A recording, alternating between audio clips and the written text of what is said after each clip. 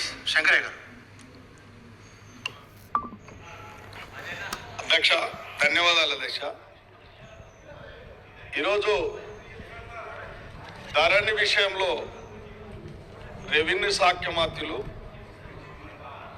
చాలా మంచి విషయాలు సభా దృష్టికి తీసుకొచ్చారు. దాంట్లో ఎన్నో లోపభూయిష్టకరంగా ఉన్న ధరణిని సరిచేయాల్సిన బాధ్యత ఉంది కాబట్టి రోజు ధరణి రైతుకు పెద్ద గుదిబండగా మారింది అధ్యక్ష. ఎన్నో సమస్యలు, ఈ సమస్యలతోని ధరణి అనేది అవినీతిమయమైపోయింది ఈ తెలంగాణ రాష్ట్రంలో రైతులకు అధ్యక్ష.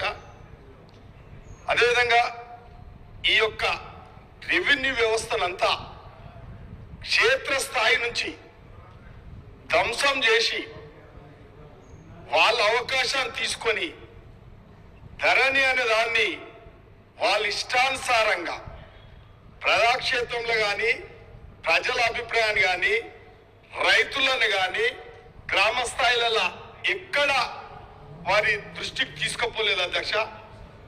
ఈ ధరణి వచ్చిన తర్వాత ఎన్ని సమస్యలు గ్రామాలలో అంటే ఎన్నో ఇబ్బందులు. ఇలా క్షేత్రస్థాయిలో తండ్రి చనిపోతే కనీసం ఆ పొలాన్ని విరాసత్ చేసుకోవాలని ఆలోచన చేస్తే కూడా ఎక్కడ ఆప్షన్స్ లేవు అధ్యక్ష. ఇప్పటి వరకు ఆప్షన్స్ లేవు.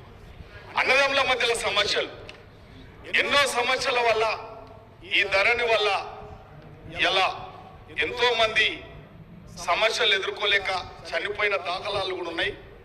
వారి కుటుంబాలకు అవసరం కొద్దీ కొన్ని పొలాలు అమ్ముకుందాం అనుకుని సమస్యలు పరిష్కరించుకుందాం అనుకుంటే కూడా ప్రొహిబిటెడ్ అని చెప్పి చిన్న ఒక్క సర్వే నెంబర్కు చిన్న సమస్య ఉంటే ఒక 10 ఎకరాలు ఉంటే, ఒక సర్వే నెంబర్ 10 ఎకరాలు ఉంటే ఒక హాఫ్ ఎకర్ డిస్ప్యూట్ ఉంటే కూడా ప్రొహిబిటెడ్ అని వచ్చి ఆ సమస్య వల్ల ఆ కుటుంబము ఆ రైతు సమస్య తీరలేకపోతుంది అధ్యక్ష.